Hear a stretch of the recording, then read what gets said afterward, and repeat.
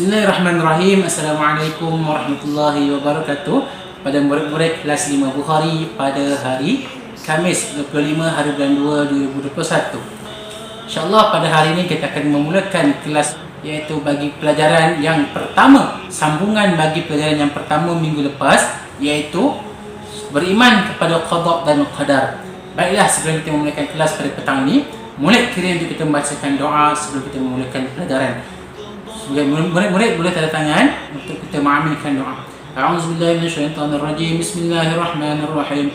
Alhamdulillahi rabbil alamin wassalatu wassalamu ala asyrafil anbiya'i wal mursalin wa ala alihi wa sahbihi ajma'in. Allahumma iftah 'alaina hikmataka wanshur 'alaina min khaza'in rahmatika ya arhamar rahimin. Rabbi shrah lana sudurana wa yassir lana umurana واحلل عقدة من ألسنتنا يفقهوا أقوالنا ربنا هب لنا من أزواجنا وذرياتنا قرة أعين واجعلنا للمتقين إماما ربنا آتنا في الدنيا حسنة وفي الآخرة حسنة وقنا عذاب النار وصلى الله على سيدنا محمد وعلى آله وصحبه وسلم والحمد لله رب العالمين. Baiklah, semoga dengan doa tadi dapat melancarkan kita, dapat memberkati pelajaran kita pada hari ini insya-Allah. Mari harap murid-murid semua dalam keadaan sihat dan bersedia untuk belajar bagi sambungan pelajaran iaitu pertama, iaitu beriman kepada qada dan qadar. Pada hari ini kita akan belajar 2 unit sahaja. Unit yang ketiga dan unit yang keempat, iaitu unit yang ketiga adalah akibat tidak beriman kepada qada dan qadar, dan yang keempat adalah hikmah beriman kepada qada dan qadar. Okay, kita imbas kembali pelajaran pada minggu lepas. Itu yang pertama sekali kamu dah belajar berkaitan dengan maksud qada dan juga maksud qadar. Yang kedua kamu belajar berkaitan dengan hukum beriman kepada qada dan qadar. Yang ketiga kamu belajar berkaitan dengan dalil beriman kepada qada dan qadar. Dan yang seterusnya adalah pengertian beriman kepada qada dan qadar. Itu adalah apa yang kami telah belajar pada minggu lepas, itu pelajaran yang minggu lepas. Setelah pelajaran minggu ini kami akan belajar 2 unit, iaitu yang pertama sekali adalah akibat tidak beriman kepada qada dan qadar, dan yang seterusnya adalah hikmah beriman kepada qada dan qadar. Murid-murid boleh buka buku tauhid ini, tauhid tahun 5 di muka surat yang ke-10. Unit yang ketiga, akibat tidak beriman kepada qada dan qadar. Okey, perhati dan fahami. Antara akibat sekiranya seseorang itu tidak beriman kepada qada dan qadar ialah yang pertama, hukumnya menjadi kafir. Hukum beriman kepada qada dan qadar adalah wajib. Kerana apa? Kerana ia adalah rukun iman yang ke-6. Jika mana kita tidak beriman, bermakna kita kafir. Hukumnya kalau kita tidak beriman adalah kafir. Itu yang pertama. Yang kedua adalah jauh daripada rahmat Allah Subhanahu wa taala. Ingat, jika mana kita diuji tapi kita tidak bersyukur dengan nikmat Allah Subhanahu wa taala, ingatlah rahmat Allah itu jauh daripada kita. Dalam ayat sebelum ni mana sebut la in syakartum la azidannakum wa la in kafartum inna azabi lasyadid.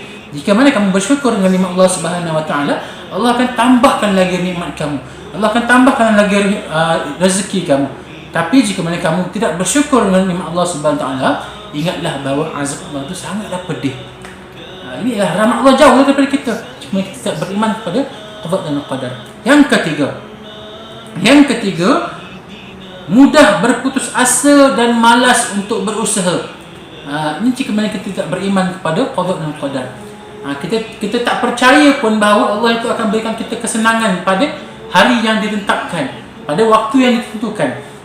Kita dah fed up, kita dah putus asa dah. Kita ni dah banyak berdoa, tapi Allah tak pernah pun kabulkan doa kita. Kita dah banyak dah bermunajat kepada Allah Subhanahu wa taala, tapi Allah tidak memberikan kita kekayaan pun. Jangan pernah kita putus asa, jangan pernah kita malas. Sentiasalah berdoa, sentiasalah bermunajat, sentiasalah dekat kepada Allah Subhanahu wa taala. Masanya, waktunya akan tiba juga pada waktu yang tepat, pada masa yang tepat Allah akan kabulkan doa kita. Bila? Wallahu a'lam. Tunggu dan kita sabar dalam kita beribadah kepada Allah Subhanahu wa taala. Yang keempat menjadi sombong dan angkuh.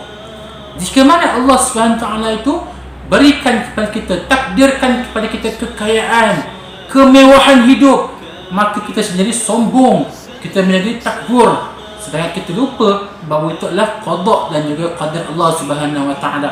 Jika mana Allah ingin tarik nikmat kita, jika mana Allah ingin tarik kekayaan kita, sekejap sahaja Allah boleh tarik. Kun fayakun.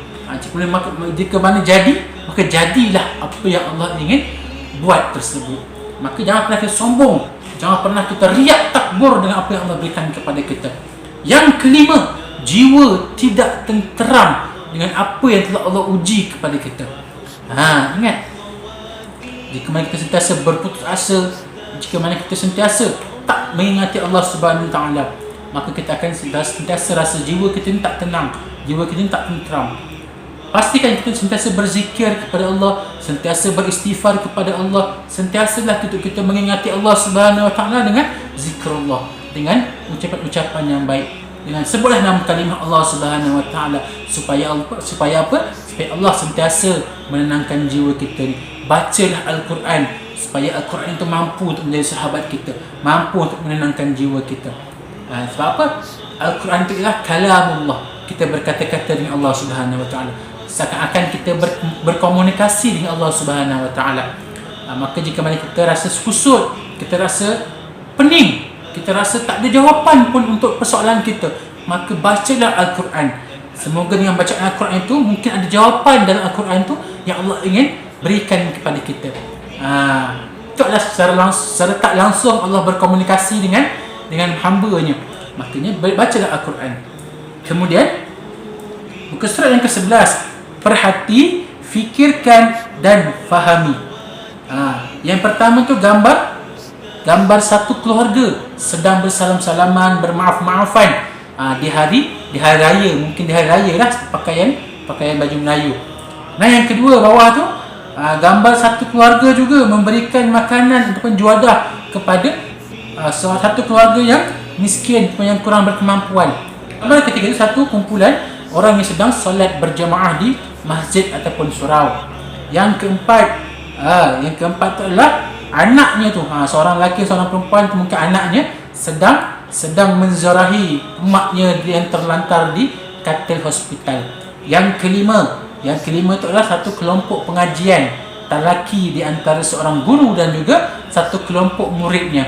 Makanya ini adalah qada dan qadar Allah tentukan pada kita. Gambar yang pertama tu adalah keadaan orang yang gembira, satu keluarga yang gembira. Makanya itu adalah rezeki dia. Kemudian gambar yang kedua, kita berkongsi rezeki kita dengan orang yang kurang berkemampuan. Kita ada rezeki yang lebih, maka kita kongsikan, kita berikan sedikit rezeki kita ni kepada jiran kita, jiran tetangga kita. Sebab apa? Sebab rezeki kita ni bukan 100% milik kita, tapi rezeki kita ni ada hak ataupun ada bahagian orang lain. Maka kita kena kongsilah, kita kena berikan sedikit kepada jiran-jiran kita, kepada orang yang meminta sedekah dan sebagainya. Yang ketiga itu, kita sentiasa bersyukur. Kerana apa? Kerana Allah berikan kita nikmat kesihatan untuk kita sentiasa pergi ke masjid, sentiasa pergi ke surau, untuk kita sentiasa mendirikan solat secara sempurna dan juga kita solat secara berjamaah. Maka Allah telah berikan kita nikmat rezeki, maka bersyukurlah dengan Allah Subhanahu Wa Taala. Dan yang keempat, gambar seorang ibu yang sedang terlantar sakit. Maka sebagai seorang anak, maka ziarahilah ibu kita yang sedang terlantar sakit. Jaga ibu kita, jaga ibu bapa kita. Semoga dengan penjagaan tersebut dapat meringankan beban yang ditanggung, dapat meringankan kesakitan yang ditanggung oleh ibu bapa kita. Dia rasa sejuk bahawa anak dia ni mampu untuk menjaga dia semasa dia sedang sakit. Sejuk hati mak yang mengandungkan kita 9 bulan 9 hari. Kemudian gambar yang kelima, kita diberikan kesihatan untuk apa? Untuk kita mendengar tazkirah, untuk kita bertaraki, untuk kita mendengar ceramah-ceramah daripada ustaz-ustaz, untuk kita menambahkan ilmu kita. Kemudian muka surat 12, iaitu unit 4, hikmah beriman kepada qada dan qadar. Baca, faham dan hayati. Apakah ada ada beberapa perbualan di antara seorang ustazah dan juga anak muridnya di dalam kelas. Anak muridnya bertanya, apakah hikmah sekiranya kita beriman kepada qada dan qadar? Maka ustazahnya menjawab, antara hikmah beriman kepada qada dan qadar, yang pertama, melatih diri untuk banyak bersyukur dan bersabar. Itu yang pertama. Yang kedua, serta menjauhkan diri kita daripada sifat sombong dan putus asa. Itu dua perkara. Iaitu yang pertama sekali adalah melatih diri untuk banyak bersabar dan bersyukur. Itu yang pertama. Jika kita beriman kepada qada dan qadar, maka kita yakin bahawa ini adalah ujian Allah Subhanahu Wa Taala. Inilah nikmat Allah Subhanahu Wa Taala. Maka syukurlah, ucapkanlah syukur. Kita dapat makan. Sebelum makan kita baca doa. Selepas makan kita bacalah doa juga. Alhamdulillahillazi at'amana wa saqana wa ja'alana minal muslimin. Masuk tandas kita baca doa. Keluar tandas kita baca doa. Alhamdulillahillazi azhaba anni al'aza wa 'afani. Bacalah doa. Walaupun ketika apa kita lakukan pekerjaan, ucapkanlah alhamdulillah. Sebelum kita mulakan satu pekerjaan, ucapkan Bismillahirrahmanirrahim dengan nama-Mu ya Allah yang Maha Penyayang lagi Maha Pemurah. Kemudian lepas kita selesai membuat pekerjaan, ucapkanlah alhamdulillah.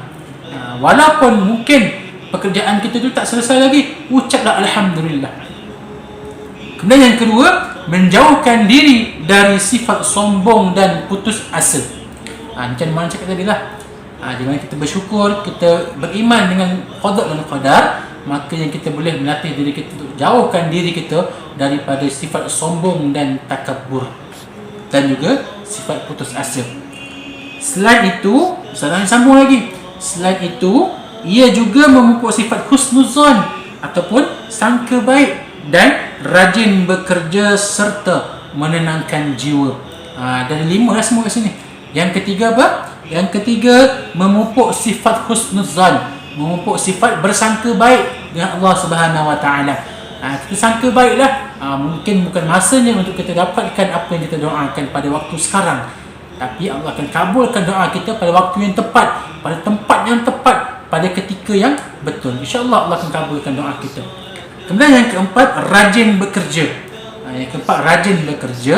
Dan yang kelima, menenangkan jiwa. 5 hikmah beriman kepada qada dan qadar. Yang pertama tadi, mana ulang semula. Yang pertama, melatih diri untuk sentiasa banyak bersabar dan bersyukur. Yang kedua, menjauhkan diri dari sifat sombong dan putus asa. Yang ketiga, memupuk sifat husnuzan ataupun bersangka baik. Yang keempat, rajin bekerja. Dan yang kelima, menenangkan jiwa. Okey, baiklah. Murid-murid boleh buka muka surat yang ke-14. Tahukah anda, doa merupakan perhubungan antara manusia dengan Allah untuk mendapatkan sesuatu yang baik dan menjauhkan diri daripada sesuatu yang buruk. Ingat, doa ni adalah jambatan perhubungan kita dengan Allah Subhanahu Wa Taala. Itulah untuk kita berkomunikasi dengan Allah Subhanahu Wa Taala. Maka jangan pernah untuk kita putus berdoa. Doa silahul mukmin. Apa-apa doa itu senjata bagi orang mukmin. Jangan pernah putus berdoa. Berdoalah selalu. Walaupun mungkin Allah tak kabulkan doa kita pada waktu sekarang, doalah. Jangan pernah untuk kita putus berdoa. Bangun tidur berdoa, nak tidur berdoa, nak mandi, masuk tandas tu berdoa, nak keluar tandas berdoa, ambil wuduk berdoa, dan selepas salat pun berdoa. Banyak waktu untuk kita berdoa. Kita melihat keindahan alam pun kita berdoa. Seterusnya, bawah tu amalkan. Ada 2 perkara. Yang pertama sekali, berdoalah hanya kepada Allah Subhanahu Wa Taala yang Maha Berkuasa. Jangan kita mohon doa dengan tok bomoh. Jangan kita mohon doa dengan pokok-pokok yang besar. Jangan kita mohon doa dengan patung-patung berhala. Jangan pernah kita berdoa dengan alam-alam yang telah Allah ciptakan kepada kita. Doa hanya kepada Allah Subhanahu Wa Taala sahaja. Sebab Allah lah yang Maha Berkuasa untuk mengabulkan doa kita tersebut. Allah yang Maha Berkuasa untuk mengabulkan doa kita. Jangan pernah kita berdoa dengan tok bomoh. Tok bomoh tu pun ciptaan Allah. Patung-patung berhala tu pun ciptaan manusia. Kita nak berdoa dengan ciptaan manusia. Makanya fikir logik, Allah Subhanahu Wa Taala adalah Maha berkuasa. Yang kedua, sentiasa berdoa kepada Allah dalam semua keadaan, sama ada susah ataupun senang. Jangan ketika kita susah sahaja kita berdoa kepada Allah. Dalam keadaan kita senang pun berdoalah kepada Allah, supaya Allah mengabulkan doa-doa kita. Supaya kita ni menunjukkan kita sebagai hamba yang sentiasa bersyukur dengan Allah Subhanahu Wa Taala. Sentiasalah berdoa, jangan pernah kita putus asa pun untuk kita berdoa.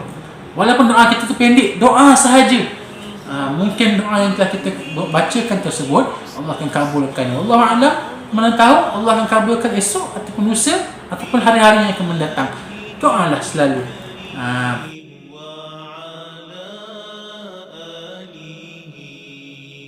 وصحبه في كل لمحة ونفس بعدد كل معلوم لك اللهم Kerana itu sahaja kelas kita pada hari ini. Malam ingatkan semula untuk murid-murid hantar tugasan Tauhid yang terdapat dalam buku inovatif Tauhid pada hari Sabtu 27 hari bulan 2 2021 pada hari Sabtu sebelum jam 12 tengah hari. Ingat ya, 27 hari bulan 2 2021 pada hari Sabtu sebelum jam 12 tengah hari. Kegagalan murid untuk menghantar tugasan akan menjejaskan kehadiran yang akan ditulis. Jika murid-murid tidak menghantar tugasan, maka kehadiran murid-murid dalam kelas muallim pada hari Khamis ini tidak akan direkodkan. Maka hantar sebelum waktu yang muallim tetapkan tadi. Sekali itu sahaja. Ma asabaka min hasanatin fa min Allah wa ma asabaka min sayyi'atin fa min nafsi. Aqulu qawli hadza wa astaghfirullahal azim li wa lakum. Wassalamu alaikum warahmatullahi wabarakatuh.